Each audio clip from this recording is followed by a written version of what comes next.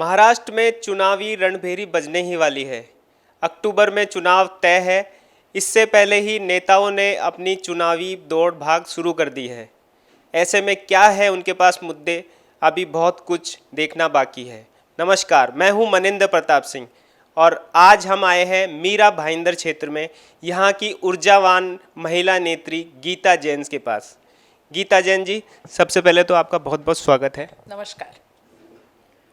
विधानसभा चुनाव नज़दीक है और जनता के बीच आप कई दशकों से राजनीति कर रही हैं। जनता आपको अपने घर का समझती है, तो अभी विधानसभा चुनाव को लेकर आपकी क्या रणनीति है? देखिए, जब आप सिर्फ एग्ज़ाम के समय स्टडी नहीं करते हो और पूरे 5 साल अगर आपकी स्टडी यानी कि काम चलता है तो बहुत कुछ तैयारी की ज़रूरत नहीं रहती। उसके बावजूद चुनाव आखिर चुनाव है, विरोधियों के हर हमले का जवाब हमें देना ही पड़ता है। लेकिन हाँ, मैं अपने काम के लिए बहुत कॉन्फिडेंटली कह सकती हूँ कि जो विकास इन 5 सालों में मीरा भाईंदर का हुआ है, इसके पहले इतने सालों में इतनी निधि के साथ इतने विकास के काम कभी नहीं हुए। आप काफ़ी समय से सक्रिय हैं मीरा भाईंदर में ही, महापौर भी आप रह चुके हैं। विकास से तो आपका लगातार वास्ता है, तो विकास 5 साल में ज़्यादा हुआ है ये तो आप बता नहीं सकते क्योंकि 5 साल में तो आपने पूरा विधानसभा क्षेत्र कवर कर लिया है।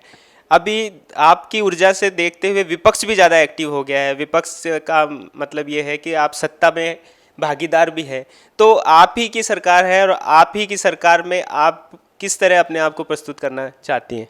देखिए, काम बहुत इजी हो जाता है, रूलिंग सरकार है, हमें कोई भी काम करवाना है तो हमारे लिए बेशक इजी हो जाता है। और ये राजनीति का पहला नियम ही है कि जब हम सत्ता में होते हैं तो हमारा काम थोड़ा सा आसानी से हो जाता है। इसका मतलब ये नहीं कि विपक्ष काम नहीं कर पाएगा, बिल्कुल वो भी बहुत अच्छी तरह से काम करता है। लेकिन सत्ता पक्ष हमेशा से जब फेवरेबल हो तो, और अगर आम एक विधायक अगर अपनी एक विल पावर रखता है कि मुझे बस ये काम करके ही रहना है, तो वो काम ज़रूर होता है।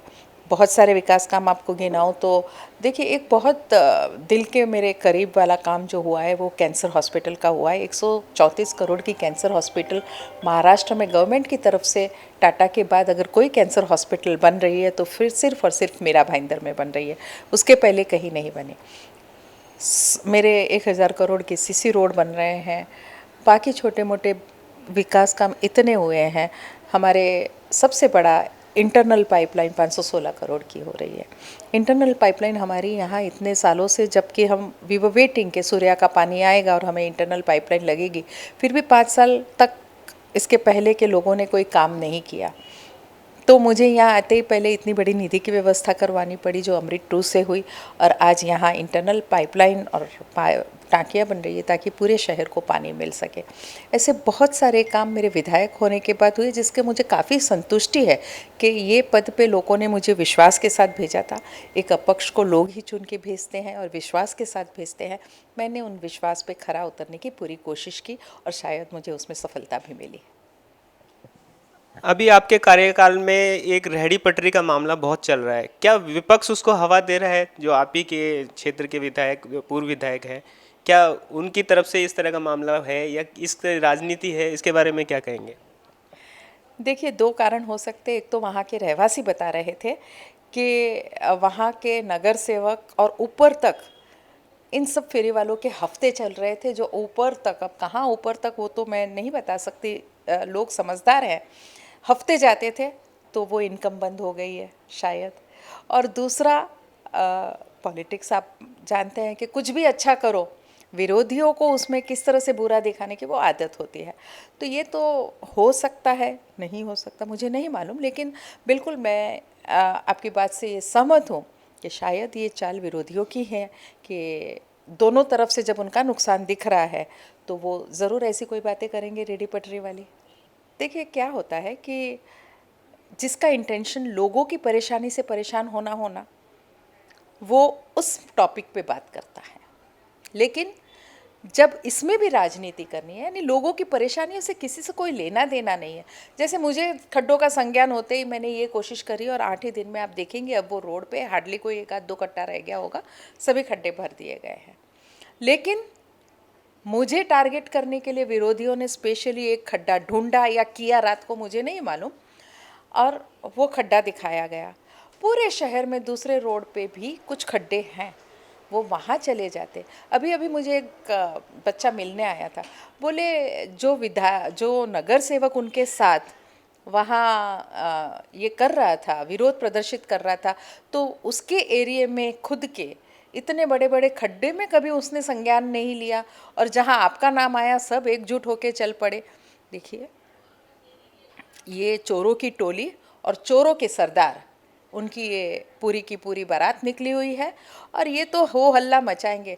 हमेशा क्या होता है कि जब विरोधी फ्रस्ट्रेशन में आता है तो ऐसी बचकानी और मूर्खतापूर्ण हरकतें करता है, तो उस पर क्या कोई बोले। अभी आप इंडिपेंडेंट की भूमिका में हैं, लेकिन सरकार की भागीदार हैं। आने वाले विधानसभा चुनाव में आपकी क्या भूमिका हो सकती है, आप थोड़ा सा उसमें विस्तार से बताएंगे?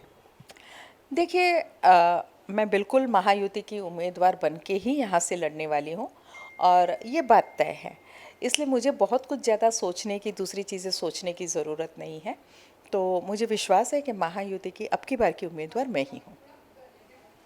तो टिकट को लेकर अभी जो विपक्ष के, जो आपके सत्ता पक्ष के साथ साझे उम्मीदवार हैं, तो आपसी लड़ाई है या विकास के मुद्दों की लड़ाई है, या आप सहयोगी रहेंगे, क्या रहेंगे, उस तरह का कुछ आप समीकरण देखते हैं? नहीं, मैं देखिए, विकास तो ऑलरेडी मैंने इतना किया है, तो विकास के मुद्दे तो मेरे कंटिन्यू ही रहेंगे। और मुझे लगता है कि एक शहर का विकास कभी नहीं रुकने वाला विकास है, क्योंकि आज जो हम संसाधन दे रहे हैं वो अगले 10 साल में कम ही पड़ने वाला है। तो विकास की जो ये रफ्तार है उसे चलते ही रहना पड़ेगा। आज मैं हूँ, कल कोई और आएगा, तो भी विकास तो होके ही रहेगा। लेकिन अगले कुछ सालों में तो ये विकास मेरे हाथों से ही लिखना तय है, और मैं ज़रूर करूँगी। तो अभी मीरा रोड में जो, क्या नाम है, मीरा भाईंदर जो क्षेत्र है, उसमें क्या विकास की जो आपकी जो इच्छा थी, जो अभी अधूरी रह गई है, थोड़ा सा आपका ड्रीम प्रोजेक्ट बताएंगे, इस तरह का कुछ जो आने वाले समय में आप पूरा करना चाहेंगे? देखिए, बहुत सारे विकास के जो आइडियाज़ है या जो इच्छाएं हैं वो है। अभी तक मीरा भाईंदर में सिर्फ एक स्पोर्ट्स क्लब है, जबकि मीरा भाईंदर की बस्ती को देखते हुए मुझे लगता है एक मीरा रोड, एक थोड़ा सा कनकिया से थोड़ा आगे साइड एक भाईंदर वेस्ट, इस तरह से कम 3 स्पोर्ट्स कॉम्प्लेक्स होने चाहिए। आज के बच्चों को खेलकूद बहुत ज़रूरी है। मैदान, हमारे जितने भी आरक्षित मैदान हैं उसमें अभी तक उसको हैंडओवर नहीं किए गए हैं, और वो बच्चों को मैदान अवेलेबल नहीं है।